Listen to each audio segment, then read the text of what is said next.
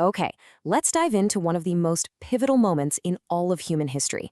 We're talking about a time when the world just completely shifted, changing everything about how we work, where we live, and how our entire society is put together.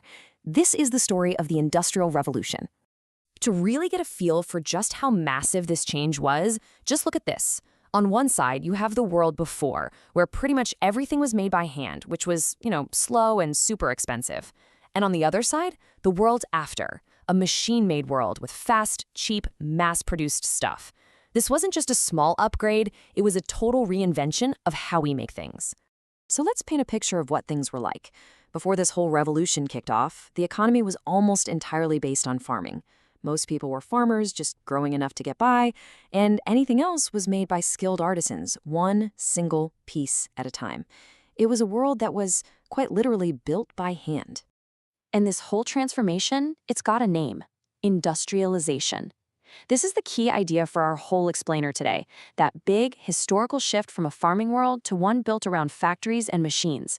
This is the process that remade the planet. But that brings up a really big question. I mean, of all the places in the world, why did this global revolution start in one specific spot? Why Great Britain? Well, as it turns out, it was kind of like a perfect storm of the right conditions all coming together at once. Yeah, and this is where it gets super interesting. Britain had this unique trifecta of advantages. First, they were sitting on massive amounts of coal and iron that were easy to get to, literally the fuel and the building blocks for industry. Second, they had the cash, the capital, from a huge colonial trade network. And finally, and this is crucial, they had a stable government that actually encouraged people to invest that money. No other country really had all three of those pieces of the puzzle at the same time. All right, so we've got the why and the where. Now let's get into the how. What were the actual inventions that kicked this whole thing into gear? And you might be surprised to hear that the revolution didn't start in a city factory, but out in the country, with new tools for farming. This progression right here is so important. The seed drill, the mechanical reaper, the steel plow. Every one of these inventions made farming way more efficient. All of a sudden, you needed way fewer people to produce a whole lot more food. And that was the essential first step, because it freed up a huge part of the population to go do something else besides farming. And all of that extra food? Well, it had a very direct, very human result. Better nutrition led to a massive population boom. It's a simple equation, but it's incredibly powerful. And that's what fueled the growth of cities and provided the workforce for all those new factories. This slide perfectly shows the incredible leap in power for manufacturing. I mean, we went from the limits of what a human hand could do to harnessing the power of rivers with the water frame. But the real game changer, the thing that changed everything, was the steam engine. Fed by all that British coal, it meant you could build a factory literally anywhere, unleashing a level of production nobody had ever seen before. So here's the thing. You can't have a technological revolution like this without it causing a massive social one. All these changes in farming and factories had a huge and often really difficult impact on how millions of people lived their everyday lives. And you can see that impact right here on this chart. As machines started doing the work on farms, people left the countryside in huge numbers, flooding into the cities to look for jobs in these new factories. This chart shows one of the biggest demographic shifts in all of human history, this massive move from rural to urban life. This brand new urban industrial world also created a totally new social ladder. At the very top, you had the capitalist class, the fancy pants owners, as the source calls them, who owned the factories and farms. Then a new middle class started to emerge, professionals like teachers and lawyers.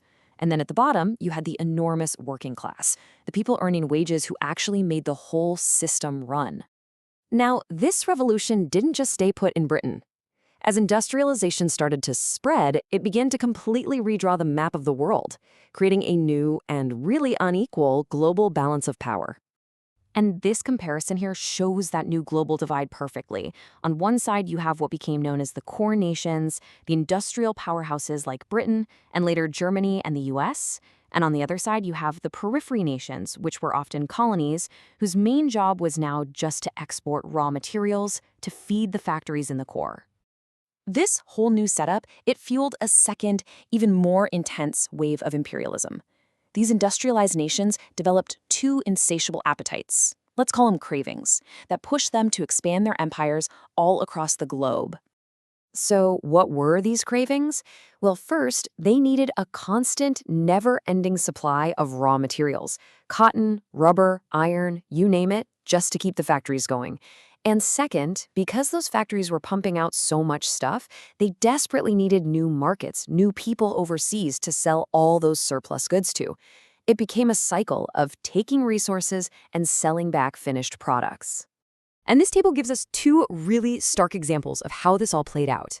India, for instance, was basically forced to export raw cotton to Britain, only to then be forced to buy back finished textiles made in British factories. The entire continent of Africa was literally carved up by European powers to act as a giant source of raw materials for their industries. This was the new global industrial economy in action. So, it all leaves us with this final thought. The Industrial Revolution was never just about steam engines and factories. It fundamentally reordered the entire planet, creating economic patterns and power imbalances that have shaped the last 200 years. The real question for us today is, when we look at our modern world, are we still living within the lines that were drawn back then?